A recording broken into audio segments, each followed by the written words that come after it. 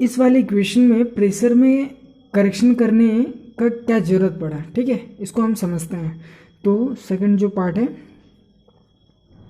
Pressure correction, pressure correction.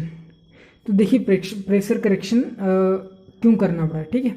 तो हम pressure कहते किसे हैं, प्रेशर कहते किसे हैं, अब देखिए मान लीजिए किसी भी बॉक्स में मॉलिक्यूल्स है तो आइडियल केसेस में जो हम प्रेशर बात किए थे वो जो प्रेशर होता है, तो प्रेशर जनरली क्या होता है कि ये मॉलिक्यूल्स जो यहाँ पर प्रेजेंट है, ठीक है, ये इसकी जो वॉल पे मतलब उस कंटेनर के जो वॉल पे पर यूनिट एरिया पे कितना फोर्स एग्जर्ट कर रही है, ठीक है, इसे हम कहते थे प्रेशर, जो P equals to F by A होता था, ठीक है। इस कंटेनर के वॉल पर यूनिट एरिया पर कितना फोर्स एग्जर्ट करती है उसको हम कहते थे प्रेशर, ठीक है। ये हमारा प्रेशर का जो डेफिनेशन होता है, ठीक है। लेकिन ये तो था आइडियल गैस के टाइम पे, लेकिन ये रियल गैस के टाइम पे क्या हो जाएगा, देखिए यहाँ पर जो है ना मैंने किसी भी तरीके का इंटरेक्शन नहीं हो रहा है ना, तो इस वजह से साइड में कोई भी प्रेशर यहाँ पर नहीं होता, बल्कि प्रेशर खाली यहाँ पर लगता है ना। लेकिन आइडियल केसेस के टाइम पे देखो क्या होता है, आइडियल केसेस के टाइम पे ये जो पार्टिकल्स है, ये जो मॉलिक्यूल्स है, यहाँ पर तो प्रेशर एग्जर्ट करते ही हैं, ठीक है, यहाँ पर तो प्रेशर लगाते ही हैं, लेकिन ये जो पीछे साइड में जो मॉलिक्यूल्स होते हैं, ठीक है, इनके साथ भी ये प्रेशर एग्जर्ट करते हैं, ठीक है। मान लीजिए हम इसको पार्टिकल्स बी मानते हैं और इसको पार्टिकल्स ए मानते हैं, तो ये ए जो है इस वॉल पे भी क्या करेगा, हीट करके प्रेशर क्रिएट करेगा, और इस बी पर भी हीट करके एक तरीके का प्रेशर जो है उस पर क्या करेगा, जनरेट करेगा, ठीक है। तो ये प्रेशर यहाँ पर भी लगा, यहाँ पर भी लगा, तो इस मॉलिक्यूल के प्रेशर यहाँ पर भी लगा, यहाँ पर भी लगा, है ना। तो इसका मतलब यहाँ पर क्या हो जाता है कि एक्चुअल जो प्रेशर होता है, एक्चुअल जो प्रेशर होता है, ये कैपिटल P प्लस मैं इसको स्मॉल p लिखता हूँ, ये हमारा करेक्शन टर्म है, करेक्शन टर्म, ठीक है। मतलब ये जो एक्स्ट्रा प्रेशर लग रहे हैं ये करेक्शन हमारा करेक्शन टर्म होता है, ठीक है, करेक्शन टर्म हुआ। तो देखिए, तो करेक्शन टर्म को हम डिफाइन करते हैं इस तरीके से इसको लिखते हैं, correction term is directly proportional to the, अभी डायरेक्टली प्रोपोर्शनल टू द क्या, कॉन्सेंट्रेशन ऑफ ए टाइप, मैं इसको समझा रहा हूँ, मुझे लिख लेने दीजिए, concentration of A type, okay, is directly proportional to the concentration of B type.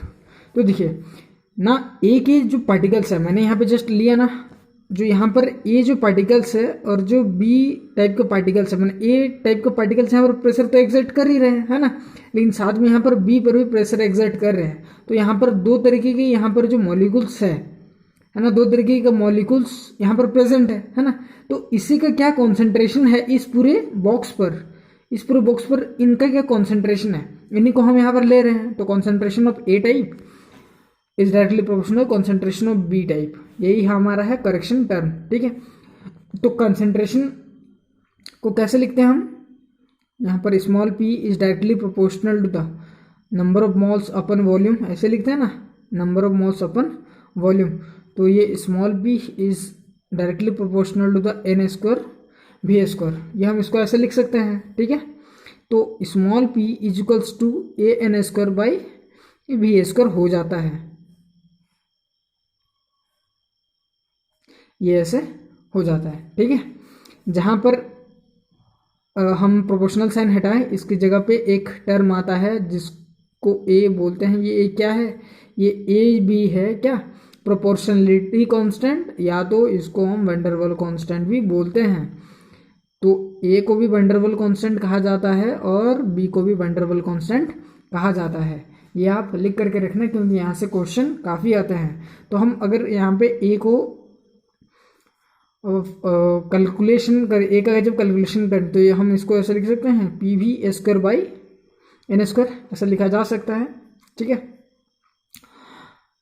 तो इस पे अब जो है ना कि इसका यूनिट हमको निकालना होता है, इसका यूनिट, क्योंकि इसका यूनिट से क्वेश्चन सीधे पूछते हैं आप, इसीलिए इनके यूनिट्स को याद करके रखिएगा, या तो कैसे इसको डिफाइन करते हैं इसके यूनिट को, ये याद करके रखिए। तो प्रेशर का यूनिट क्या होता है? पास्कल। वॉल्यूम का क्या होता है? वॉल्यूम का मीटर क्यूब, वॉल्यूम का मीटर क्यूब होता है ना। तो वी क्यूब है तो वी क्यूब हम लिख सकते हैं ऐसे करके, सर वी स्क्वायर है ना, सॉरी मीटर क्यूब, ये मीटर क्यूब हो जाएगा है ना।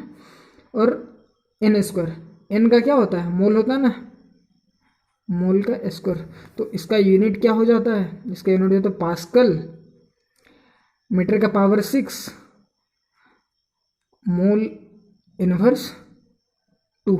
ठीक है, ये यूनिट है किसका? ये यूनिट है बी का। ओके,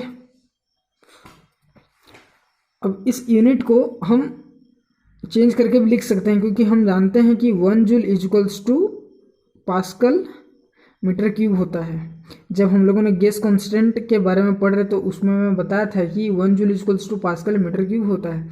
तो हम अगर जूल के टर्म पे इसको लिखना चाहें तो क्या हम लिख सकते हैं? लिख सकते हैं जरूर, joule meter cube mole inverse 2 हो जाता है ना, मोल का पावर -2 हो जाता है। तो हम जूल के टर्म पे इस यूनिट को हम ऐसे करके लिख सकते हैं। ठीक है, तो अब हमारा प्रेशर टर्म भी आ गया, प्रेशर करेक्शन भी आ गया, और जो है ना वॉल्यूम करेक्शन भी आ गया। तो अब इस पूरे इक्वेशन को हम लिखते हैं। ठीक है, इस पूरे इक्वेशन को लिखते हैं तो हम क्या लिखेंगे? पहला इक्वेशन क्या था? P V equals to N R T. तो पी के जगह पर स्मॉल पी, कैपिटल पी, और ये स्मॉल पी है ना, और भी भी minus N V is equals to N R T, ऐसा करके था। तो अब जो है ना पी प्लस पी, देखिए ये जो स्मॉल पी है, ये स्मॉल पी, ये कितना है, कहाँ है ये P small P equals to N square by V square, ये आया है हमारा। तो हम यहाँ पर लिख सकते हैं इसको P plus A N square by V square है ना। और ये जो v है, v, ये v माइनस एन बी, इसको हम ऐसे लिखते हैं। ठीक है, हम वहाँ पे इतना बड़ा जो है 4×4/3 पाई आर क्यूब एन हम यहाँ पर नहीं लिखने जा रहे, इसको ऐसे शॉर्ट टर्म लिखते हैं और इसको ऐसे ही जनरली लिखा जाता है। तो ये हमारा होता है इक्वेशन। इस इक्वेशन को हम बोलते हैं क्या? इस इक्वेशन को कहा जाता है wander wall equation, wander wall equation. तो अगर हम यहाँ पर n को हटा दें, n को अगर हटा देते हैं तो p equals to a by V square V M square V M minus B is equals to R T भी लिख सकते हैं। ठीक है, ये हो गया क्या? वैन डर वाल इक्वेशन। तो ये था हमारा पूरा वैन डर वाल इक्वेशन। याद रखिएगा p plus N square by V square into V minus N B equals to N R T होता है वैन डर वाल इक्वेशन।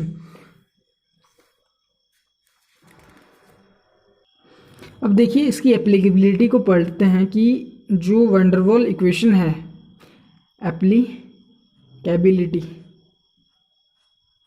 एप्लीकेबिलिटी ऑफ किसका?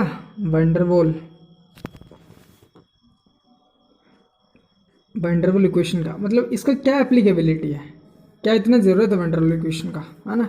मैंने इससे हम क्या कर सकते हैं? तो देखिए मैं एक कंडीशन ले रहा हूँ, जब प्रेशर लो रहे, लो प्रेशर पर,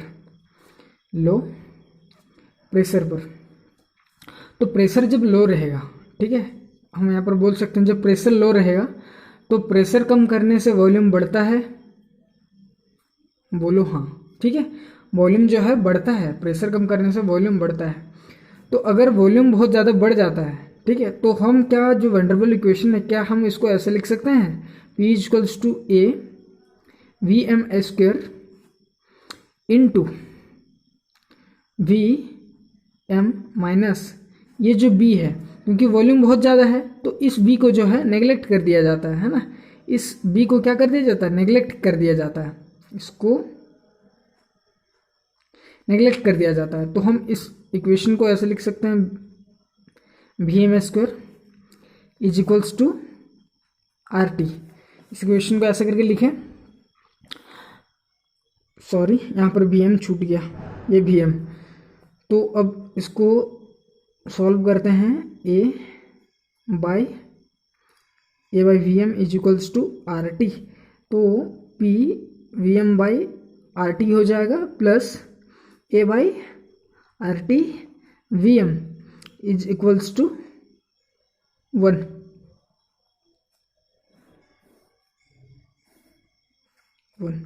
ये आया, ठीक है। और ये जो P V M by R T जो है, यही तो था जेड। क्या था, जेड। याद करें कंप्रेसिबिलिटी फैक्टर पे हम लोगों ने पढ़ा था ये। तो जेड इक्वल्स टू लिख सकते हैं minus A by R T B M, ये हो गया, ठीक है। अब इसको बताने से पहले मैं ए के बारे में बताना भूल गया कि ए का क्या सिग्निफिकेंस है। देखिए, ए का यूनिट तो हम लोगों ने पढ़ा है ना, ए का यूनिट तो पढ़ा, लेकिन ए का सिग्निफिकेंस क्या होता है ना, ए बताता है किसके बारे में, अट्रैक्शन के बारे में, ठीक है। ए किसके बारे में बताता है, अट्रैक्शन के बारे में। इस चीज़ को ध्यान रखिएगा, ठीक है।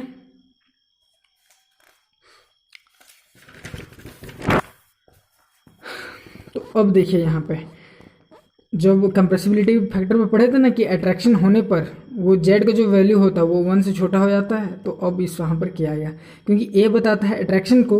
तो अगर मान लीजिए इस गैसेस में अगर थोड़ा सा भी अट्रैक्शन होगा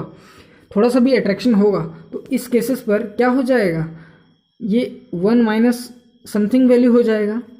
तो जेड का जो वैल्यू है ये 1 से क्या छोटा हो जाएगा, होगा पक्का, है ना, क्योंकि अट्रैक्शन होने पर 1 माइनस समथिंग कुछ वैल्यू आ जाएगी।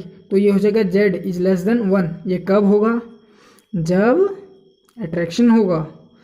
तो हम इसीलिए जब कंप्रेसिबिलिटी फैक्टर पढ़ा रहा था तो उस टाइम पे ही बताया था। वेट, मैं उस पेज को निकाल लेता हूँ। ये देखिए, ये है ना, जेड इज लेस देन 1 कब होगा, ये अट्रैक्शन होने पर होगा। और ये आता कहाँ से, ये आता है आपका वंडरबॉल इक्वेशन से, ठीक है। तो आप इस इक्वेशन को याद रखिएगा, इस तरीके से क्वेश्चन रहे। तो और एक इसका बताता हूँ, just wait a minute.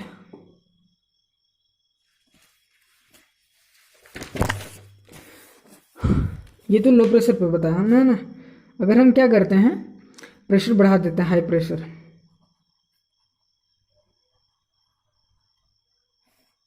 Pressure. तो प्रेशर अगर हम ज़्यादा देंगे, प्रेशर ज़्यादा देने से क्या हो जाएगा, वॉल्यूम कम हो जाएगा। तो प्रेशर ज़्यादा तो हम यहाँ पर ये लिख सकते हैं P plus A by V M square, जो हमारा रिलेशन था किसका, वंडरबॉल इक्वेशन का, उसी से करते हैं। देखिए, प्रेशर बहुत ज़्यादा है तो इस वाले टर्म को नेगलेक्ट करेंगे, अभी इस वाले टर्म को नेगलेक्ट करेंगे। तो हम इसको ऐसे लिख सकते हैं क्या, P V M minus B is equals to R T. तो P V M minus P V is equals to R T लिख सकते हैं। तो P V M divided by R T minus P V by R T is equals to 1, ऐसे लिख सकते हैं। तो अब देखिए कि ये जो P V M by R T जो होता था, यही तो होता था Z minus P B by R T is equals to 1। तो Z is equals to 1 plus P B by R T हो जाएगा, होगा कि नहीं होगा।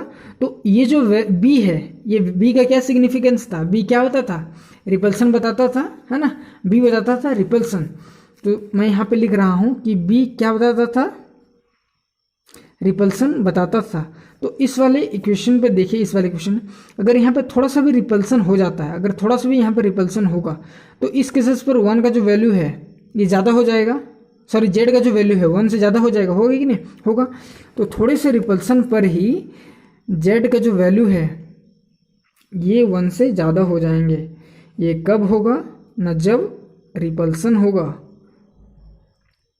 ठीक है, तो आप इस बात को याद रखिएगा। और मैं ये पढ़ाने के समय पे ही बोला था, कौन सा टॉपिक, जो कंप्रेसिबिलिटी फैक्टर पढ़ा रहा था, ठीक है, उस समय पे। तो ये आज का हमारा टॉपिक था, इतना ही, ठीक है। तो आगे हम बात करेंगे लिक्विफिकेशन ऑफ गैस के बारे में कि क्या है लिक्विफिकेशन ऑफ गैस, और जो हमारा जो आगे का जो रिमेनिंग टॉपिक बचेगा उस टॉपिक को एक वीडियो में कंप्लीट करने की कोशिश करेंगे, ठीक है। लेकिन तब तक आप जो है इन लेक्चर्स को अच्छे से देख करके आप नोट्स भी साथ में बनाते जाइए, ये एंडिंग में और रिवीजन करने में काफ़ी ज़्यादा हेल्पफुल होगी, ठीक है। ओके, तो तब तक के लिए जो है यही तक, आगे वीडियोस जो है आएंगी, आप उन वीडियोस को भी देखिएगा।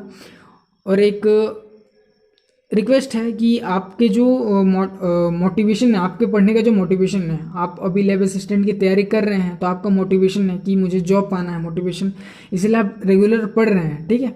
तो मुझे भी रेगुलर वीडियो बनाने के लिए कुछ तो मोटिवेशन चाहिए होगा, कुछ तो मोटिवेशन चाहिए होगा। तो मोटिवेशन क्या हो सकता है, वो मोटिवेशन है सब्सक्राइब और शेयर। तो इसीलिए चैनल को सब्सक्राइब कर लीजिए और अपने दोस्तों में शेयर करिए कि उनको बताइए कि लैब असिस्टेंट की तैयारी यहाँ पर जो हो रही है, और लैब असिस्टेंट की तैयारी यहाँ पर जो है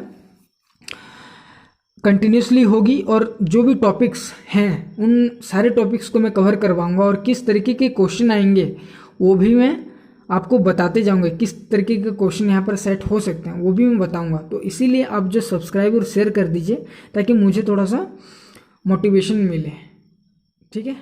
तो तब तक के लिए यही तक।